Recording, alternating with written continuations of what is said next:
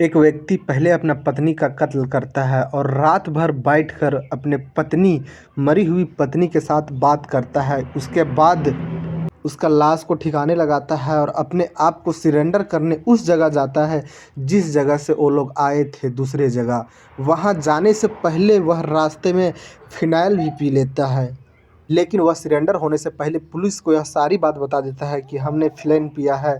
तो पुलिस उस व्यक्ति को लेकर हॉस्पिटल जाती है और तुरंत ही इलाज चालू होने से वह व्यक्ति बच जाता है। जब वह व्यक्ति खतरे से बाहर होता है तो पुलिस उससे पूछती है कि तुम कौन हो? तो वह व्यक्ति बताता है कि मैं राकेश हूँ और मैं अपनी पत्नी का कत्ल करके अपने आप को सरेंडर करने आया हूँ। और फिर पुलिस पूछती है कि शुरुआत से बताओ कि यह कहानी क्या है। राकेश बताता है कि हम पुणे में एक सॉफ्टवेयर इंजीनियर होते हैं और हमारी पत्नी गौरी जो एक कंपनी में काम किया करती थी, और हमारा शादी 2022 में होता है और दोनों खुशी खुशी वक्त काट रहे थे। लेकिन एक दिन हमारा ऑफर बेंगलुरु का आता है। बेंगलुरु में वहाँ से अच्छा काम था और हम इस ऑफ़र को एक्सेप्ट कर लेते हैं और बेंगलुरु जाने का प्लान बनाते हैं और हम यह बात अपनी पत्नी को बताते हैं। तो हमारी पत्नी भी हमारे साथ आने को तैयार थी, लेकिन हमारे पत्नी का कहना था कि मैं यहाँ पे काम कर रहा हूँ, वहाँ मेरा काम मिलेगा कि नहीं।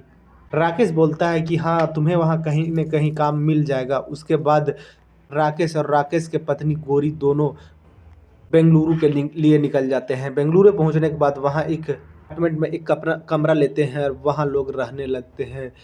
राकेश अपना काम को ज्वाइन करता है और अपना काम पे टाइम टू टाइम जाने लगता है।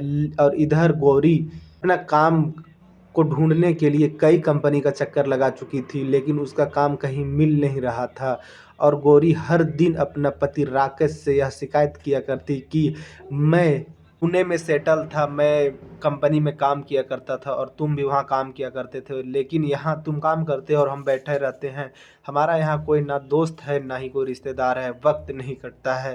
राकेश बोलता कि कभी न कभी एक दिन तुम्हें नौकरी मिल जाएगा, तुम चिंता ना ही करो। लेकिन ज़्यादा सोचने से गौरी का दिमाग में यह चीज़ घर कर चुका था कि हमारा पति हमसे झूठ बोला है और हमें यहाँ पर लाकर एक घर का नौकर बना के रखा हुआ है। और यह बात सोचते सोचते गौरी अपना पति राकेश के खिलाफ जाने लगती है और 26 मार्च 2025 का दिन था। राकेश काम से लौटता है घर और घर में खाना खाने के लिए डाइनिंग टेबल पे बैठता है और उसकी पत्नी खाना को परोसने लगती है। कुकर में चावल बनाई थी और सब्जी बनाई थी।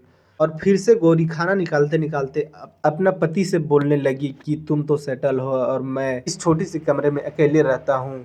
फिर दोनों में बहस छिड़ गया और दोनों काफ़ी ज़्यादा दूसरे को बोलने लगे और उसी वक्त गौरी एक चाटा राकेश को जड़ देती है और उठकर किचन में चल जाती है और वहाँ से एक चाकू उठाती है और राकेश की तरफ फेंकती है और उस चाकू से राकेश को थोड़ा सा खरोच आता है। राकेश को ये सब देखकर बहुत ज़्यादा गुस्सा आ जाता है। राकेश अपना आपा खो देता है और राकेश चाकू लेकर अपने पत्नी गौरी की तरफ दौड़ता है और 3 बार ऐसा करता है जिससे गौरी फर्श पे गिर जाती है। और वार इतना ज़ोरदार था कि गौरी का सांस थम जाता है और गौरी वहीं मर जाती है।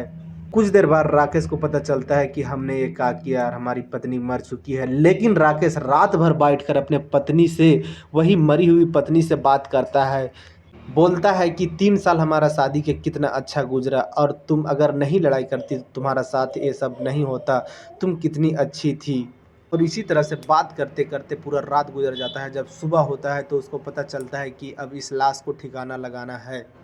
उसके बाद घर से एक बैग निकालता है और उस बैग में गौरी को डालता है और बाथरूम में घसीटते हुए ले जाता है और वहाँ रख कर बाथरूम को लॉक कर देता है और अपना एक बैग तैयार करता है और अपना गाड़ी से, होंडा सिटी गाड़ी से निकल जाता है पुणे की। और 5 घंटा रोड में गाड़ी दौड़ाने के बाद वह पुणे पहुंचने वाला था।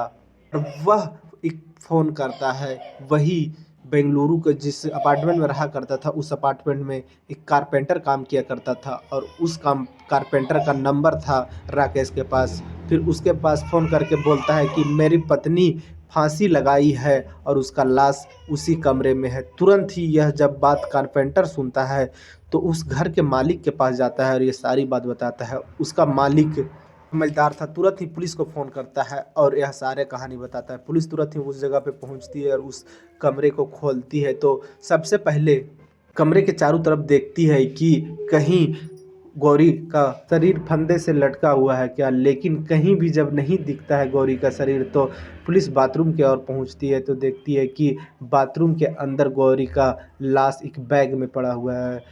पुलिस गौरी का लाश को कब्जे में लेती है और रूम के मालिक से गौरी और राकेश का कुछ आइडेंटिफाई करने के लिए कुछ कागजात मांगती है तो उसमें आधार कार्ड गौरी का मिलता है।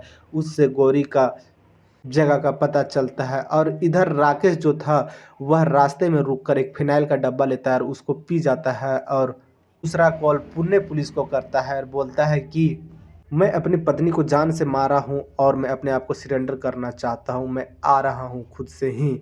और जैसे ही पुलिस स्टेशन पहुंचता है और गाड़ी से उतर रहा था तो वह जो राकेश था वह नशा में गिर रहा था और लड़खड़ाते कदम से पुलिस स्टेशन की ओर पहुंच रहा था। कुछ पुलिस देखती है उसको तो वह राकेश के पास पहुंचती है और जब राकेश से पूछने लगती है कि तुम कौन हो तो वह बताता है कि राकेश हूँ मैं और मैं अपने पत्नी को कत्ल किया हूँ और हम फिनाइल पिए हुए हैं। तो पुलिस तुरंत ही उसे हॉस्पिटल में भर्ती करती है और डॉक्टरों द्वारा जब इलाज किया जाता है राकेश का तो राकेश अभी खतरे से बाहर है और राकेश अपना जुर्म कबूल कर चुका है। जब भी वह पूरा तरह से ठीक हो जाएगा तो पुलिस उसे कब्जे में लेगी और इसका चार्जशीट तैयार करेगी और इसे कोर्ट के लिए भेजेगी। और इस कहानी में इतना ही। जय हिंद, जय भारत।